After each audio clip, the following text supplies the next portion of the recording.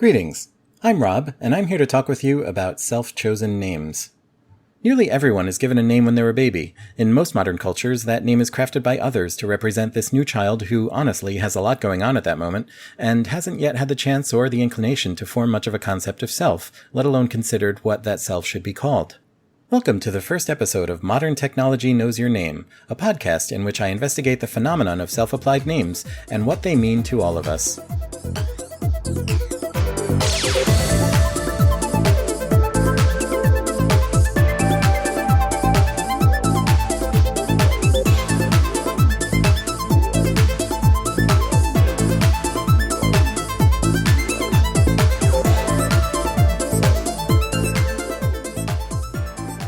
The study of our personal names and their role in society is called anthroponymy, or anthroponomastics if you're that sort of linguistic gymnast. This is a field that has always fascinated me. The concept that you are whatever name you have been given has always felt pretty heavy to me. I'm always curious to hear the various stories of how and why people's parents, guardians, or others chose that particular name for them. However, I've always been particularly interested in the names that come later. Nicknames, handles, usernames, assumed names, religious names, localized names, formally or informally changed names, all those names that people have in one way or another deliberately chosen for themselves. In this program, we'll hear from others who've named themselves in some capacity about their own stories and the hows and whys. I thought it would be a good idea to start by telling my own story. It's a bit of a long story, but what good is having your own series if you can't monopolize the first episode? I'm generally known in person as Rob Vincent. I'm generally known online as Rob T Firefly, a handle I've used since the 1990s.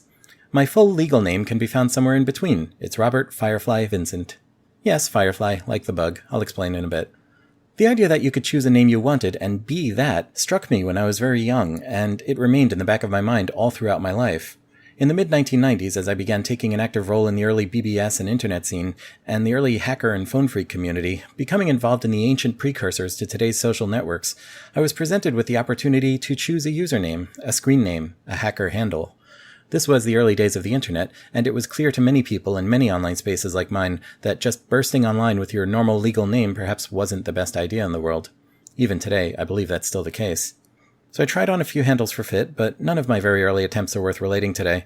Part of the real power as a kid making their way online back then was the ability to experiment with how one presents, but when necessary, shed that identity like a chrysalis and start up fresh as someone new with none of the baggage or drama one might have built up with youthful mistakes. This was even more true in the era before everything was archived online somewhere forever.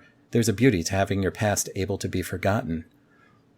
Lots of people came up with wholly original things to call themselves, but lots of others took their names partially or wholesale from existing things they liked, including pop culture. If there was a mainstream popular fictional character out there, chances are someone out there at some point had used that name as an online handle. You could find dozens of Darth Vaders or Mr. Spocks out there. In my own cyberspace pupil stage, I eventually tried on the screen name Rufus T Firefly, and that one ended up fitting nicely for a while. I chose Rufus T Firefly for a couple of reasons. For one thing, I've always been addicted to Marx Brothers films. I was raised loving them. For those unfamiliar with the Marx Brothers, they were a family of brothers, Groucho, Chico, Harpo, and sometimes their fourth brother Zeppo, who performed together in vaudeville in the early 20th century and hit it big in early films. Each brother had a clearly defined comic persona. Groucho Marx always played the same basic Groucho character, with his exaggerated painted-on eyebrows and mustache, ill-fitting tailcoat, stooped-over walk, a ever-present cigar, and a mouthful of endless one-liners and conversational barbs. His brothers Chico and Harpo Marx also played the same unchanging characters every time, a comedy Italian rogue and a mischievous unspeaking clown, respectively. The same three basic archetypal Marx Brothers characters appeared in every one of their films, sometimes joined by fourth brother Zeppo as a less comic and more straight-man character, but their characters' names were different in every movie's script. One of Groucho's running gags was a new, elaborately silly name for his character in nearly every movie. He played Otis B. Driftwood, S. Quentin Quayle, Professor Quincy Adams Wagstaff, Dr. Hugo Z. Hackenbush, Attorney J. Cheever Loophole, and the like, all different in name only, all played as the same Groucho character. While I love all the Marxist films, even what fans consider the lesser ones, 1933's Duck Soup is generally my favorite. If you've never seen any of them, at least check out that one. In Duck Soup, Groucho plays Rufus T. Firefly, inept dictator of the fictional country of Freedonia. Now, fireflies, as in the bioluminescent insects, also known as lightning bugs depending on where you live, have always had great personal significance to me. They always turned up seasonally where I grew up, and, well, I'm a fan. For as long as I can remember, the firefly has resonated with me on enthusiastic, scientific, and artistic levels, and they even became spiritually significant as I came to embrace a nature-centric sense of faith. I've always felt at least a little luminous myself. My love of fireflies and what they represented to me, combined with my love of Groucho and the Marx Brothers, topped off with the bonus opportunity to have my fake first name start with an R just like my real first name, Rob, made Rufus T. Firefly the obvious Groucho name to yoink for myself. I became enthusiastically active and known on some internet forums and got used to signing my posts RTF, which had the bonus of an even further double meaning among my fellow computer geeks, as there was a common electronic document format called RTF, or Rich Text File. Eventually, I started attending hacker events in person, including New York City's 2600 meetings and the Hackers on Planet Earth conferences. It wasn't at all unusual for people in the hacker community to be known by their online handle in real life, so I continued to be called Rufus T. Firefly or just Rufus or RTF by my new real-life friends. A small side note, this was in the 1990s, long before Joss Whedon named his cult sci-fi show Firefly, or before Rob Zombie similarly referenced Groucho with his own Rufus T. Firefly character in slasher films. I try not to be bitter, but I may have spent a little too much time for my tastes pointing out that I am not expressing appreciation of either of those particular franchises with my handle. Anyway, I soon grew tired of being called Rufus, and wanted to make my name something that was a bit more me, rather than something taken wholesale from someone else's work. So, sometime in the late 1990s, I substituted my real first name, Rob, keeping the RTF intact, and dropped the punctuation after T to signify that the letter was just a letter which didn't actually abbreviate anything. Rob T. Firefly, or RTF for short, continues to be how I'm generally known in many circles. It's still my screen name, used on nearly every social network, messaging, and other service I sign up for, and around 2008 I was fortunate enough to become part of the long-running hacker-produced FM talk radio program Off the Hook, so Rob T. Firefly also became my radio air name. My nom de air? So that's my screen name story. Here's my legal names story. I was given the first name Robert at birth, after my father. I like that name, and for as long as I can remember, I preferred to be called Rob, rather than any of the other traditional options. Robert is what I'm called by strangers, or members of my family when they're angry with me. Bob is what my dad prefers, but I just never felt like a Bob, nor did I feel like a Bert or Reb or whatever other options Roberts have. I also had a middle name, which came from a relative I'd never met on my father's side of the family, and the customary Western patrilineal surname. And since my first and last names were the same as my dad's, my parents settled on the option of giving me a suffix of a Roman numeral 2, the second. I never grew particularly fond of my full name. That Roman numeral 2 especially aggravated me, but while my first name felt like me, I am Rob, the rest of my name just felt like something I was labeled. Not for any bitterness over what those names represented at all. I have no animosity toward my dad or his side of my ancestry, but as a whole, my name just didn't feel like me on some level. I love both my parents with all my heart. Very fortunately, they're both still around, and I'm grateful to have them in my life. Now, they each divorced and remarried when I was very young, and all this time, through various marriages, remarriages, births, and so on, my nuclear family, my parents and siblings and nibblings, came to contain a whole pick-and-mix variety of last names in various combinations. There's always been a growing collection of diverse surnames attached to the people I love and share family bonds with, but I didn't feel right about attaching that entire chunk of my personal label to any single group among them. And jumping ahead to much later when I got married, neither my wife or I changed our names to match the other. She and my in-laws added even more surname diversity to my circle of loved ones, and, talking of my wife Gila, her recognizing the Groucho reference in my username is what led to us meeting in the first place, but that's another story. Getting back to this story, another factor in my decision was knowing, as I had for most of my life, that parenthood would never be something I'd pursue. I had no concerns about any concept of lineage with continuing one or another traditional family line or muddling things for potential future genealogists. I realized I wanted, in every aspect of my life, to use a name that was more me, and I realized that as a responsible adult, this want alone was a valid enough reason to just go out and do so. The time came for me to assert my identity as a thing entirely my own, and I was perfectly entitled to decide what that means for me. My late grandfather on my mother's side, a man who helped my parents raise me and was a major and lasting influence on my life for the sadly short time I had with him, was named Vincent. I chose to take his first name as my last. This made my full name a loose combination of both sides of my parentage. I didn't change to one surname or another. This wasn't about choosing a family line or rejecting the others. I just incorporated a more complete salute to my upbringing into my name than there had been. I became Rob Vincent just socially and professionally at first, tried it on, really liked how it fit, and eventually made it official when I filed for legal name change. While I was at it, I took Firefly as my legal middle name. The word continued to fit me very well, and everything I've done and continue to do under the name Firefly felt like another unique part of me worth incorporating into my official name and making permanent. It also added a really non-standard flair to my name, which I really like, tucked away in the middle name slot, which in my general culture isn't really of automatic concern to most people, so I can bring Firefly out or tuck it back as context demands. If people ask about Firefly, I'm fond of responding, it's an old family name, family Lempieridae, order Coleoptera. That gag is for the zoologists out there. And finally, I was able to finally drop that Roman numeral 2 suffix, which had been following me around like a nuisance. I'm more confident than most people that nobody else had or has the same full name as me. It's fairly common for individuals to make elective physical decisions to achieve what they feel to be the best personal expression and outward presentation of themselves. From temporary and mutable things like clothing, cosmetics, or hairstyles, to more permanent things like tattoos and medical treatments and procedures, people all over the world decide every day what they want to look like to present the best and truest representation of themselves. I've always felt similarly about my name change. I had my paperwork cosmetically altered, my signature restyled, my municipal records tattooed. Ever since then, when I introduce myself, write my name, or present an ID card, I'm communicating something that I honestly feel describes the person I am and strive to be on every level possible. I couldn't ask for more than that from a name, and I'm very happy with it. So, that was my self-naming story, and my story's pretty long. Thanks for sticking around through it. This project isn't just about me, though. My own experiences have led me to really appreciate what people go through when naming themselves, and has made this project hopefully much more than just my own chronicle. I know a lot of folks who have chosen their own names, handles, and forms of address in some capacity or other, and in preparation for this first episode, I invited some folks to chime in with their own stories. First up is an old pal of mine known as Seuss, as in the author Dr. Seuss.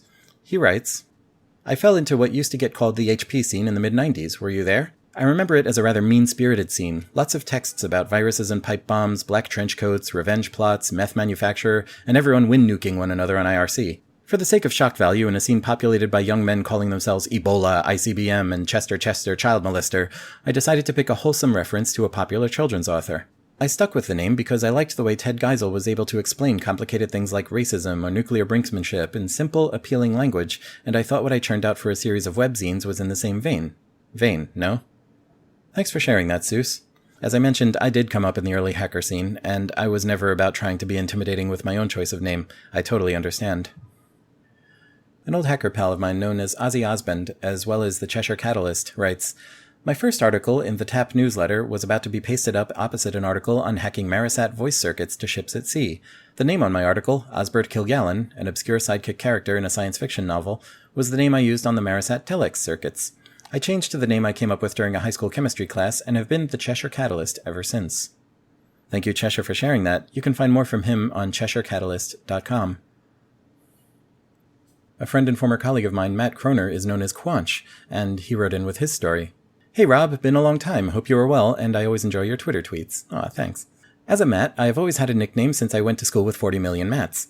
The nickname that has stuck for me with many of my childhood friends is Kwaunch. It's an onomatopoeia of the sound that our classmate Becky made when she farted during a lecture on a religious retreat in high school. For some reason, when I told the story to my best friend describing the fart, he began to call me Kwaunch. It sounds like he was being mean-spirited, but it was oddly affectionate. It quickly became my gaming and social media handle, and I enjoy that it is a made-up word that looks sort of like a real word, and I don't have to use any confusing leet.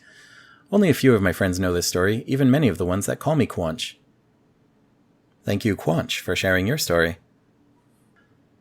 Now the next story I have to share comes from FractumSeraph on the social network hackers.town. They write, I've actually gone through 3 usernames, kinda. The first one was HP Darkman40, probably the least interesting. Basically, when I was super young, I loved the game Halo, and I had 1 or 2 of these discs that would come in the mail that had demos of a ton of games and stuff. One of them had the G4 episode of Arena, where they did the final game of the Halo National Championships. The winner's name was HP Darkman. Since that was already taken on a website I was trying to sign up for, Club Penguin I think, I was little, it recommended HP Darkman 40, which was available, so I just used that for my entire childhood. At some point during high school, I decided to start using a different name. I was pretty active on hacking forums and such, so I wanted a name that sounded cooler. I was also pretty emo/edgy, so I eventually came up with Fallen Archangel, which I used for a long time. For me, it had a lot of different layers to it, depending on how deep and personal you want to look at it. On the surface level, it's basically just Fallen Angel. How much more edgy can you get than that? But as with HP Darkman, Fallen Angel is already taken on just about everything. I thought about adding numbers or something, but eventually I decided to add Arc to the name. Being on hacking forums, most people assume the name to mean like a fallen angel as in Satan, or a demon, or something like that, and I was fine with people thinking that, but to me it was more like I was an angel who simply wasn't in heaven, therefore fallen. Have I mentioned how cringy this/I was? I always, and still, wanted to help people in any way I could. A lot of hacking forums were very elitist and wouldn't give newbies a chance simply because most of them didn't get far. Me trying to help these guys out was my way of being good. I have no idea why most of my stuff is based on heaven or angel-y stuff, it just always has been. Personal preference, maybe? Going by the 9 Orders of Angels system, there are lots of different ranks of angels, angel being the lowest and archangel being higher, so I was basically saying I'm better. There was a very brief time that I used FractumSeraph for side stuff that wasn't really related to IT stuff, but that didn't last any time at all. Finally, I've arrived at FractumSeraph. A few years back, I ended up going to prison, and afterwards I decided I didn't want to do any super blatantly illegal stuff anymore for obvious reasons. I took away the fallen part because of the negative connotations with it, and replaced Archangel with Seraph, the highest in the angel ranks. Fractum was chosen because of personal reasons that would take a while to explain, but basically it's my way of saying that this is me, and I'm not trying to hide behind a username anymore, I'm just being myself. It's a few translations off from the word broken, going back to the emo/edgy stuff. Thank you very much indeed for sharing that, FractumSeraph. I always find it really interesting when a chosen name can start out as a generic thing, and then grow and change and evolve as the person using it does over time. Kind of like my own journey, your name can grow up with you into something unique. A friend and fellow podcaster known as BicycleMark was kind enough to record his nickname story for us. Let's listen. Hello, Rob. I thought I would share with you the story of why I am BicycleMark. In 1997, I was a freshman at William Patterson University over in Wayne, New Jersey, and in my African politics class, one person who turned out to be my most favorite professor, Yamani Exaiber, he was giving an example about economics and income differences, and he said at one point, so you could be like Bill Gates and drive, and he said like limousine or something, or you can be like, and he looked around and he pointed to me and he said, BicycleMark, and ride a Cadillac to class every morning. And he points out the window, it was a ground floor classroom, and there's my bike locked up to a tree, and people chuckled a little, and I liked the name BicycleMark, and then it kind of went around, people in class, friends, they started to use it at first like, oh, that was the thing today, but then the name would appear in the days to come. People who weren't even in the class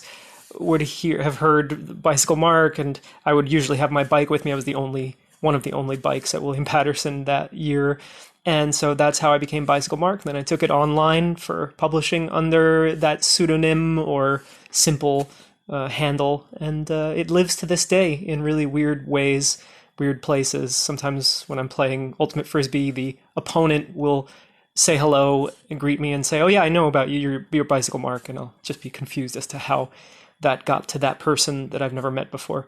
Anyway, that's my self-naming story. Actually came from others, I guess. Thank you, BicycleMark, for sharing that. You can find more from BicycleMark at citizenreporter.org.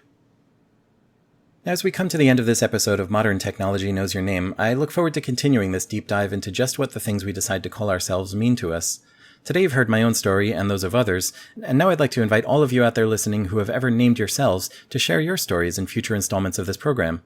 If you'd like to set up a voice chat we can record together, if you'd like to record a sound file on your own and send that in, or if you'd like to write your story in text form to be read aloud on a future episode, please get in touch.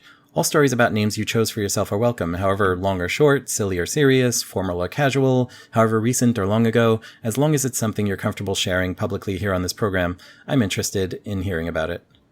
You can write to Modern Technology Knows Your Name at the email address name@modern.technology. That's NAME@modern.technology. You can also leave us a listener voicemail on the Modern Technology Podcast Network's voicemail line. That's United States telephone number 1-929-399-8414. Until next time, I'm Rob Firefly Vincent, and you know who you are.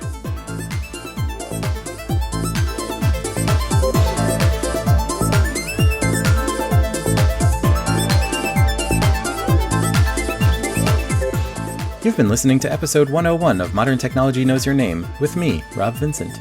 Get more info on this program and the other things we make at the Modern Technology Podcast Network on the web at modern.technology. The music is I Am by Torley Wong, released Creative Commons Attribution Share Alike 3.0. Find more from Torley at torley.com. Thank you, Torley. This podcast is released under Creative Commons Attribution Share Alike License 4.0 and is a production of Joyful Firefly, LLC.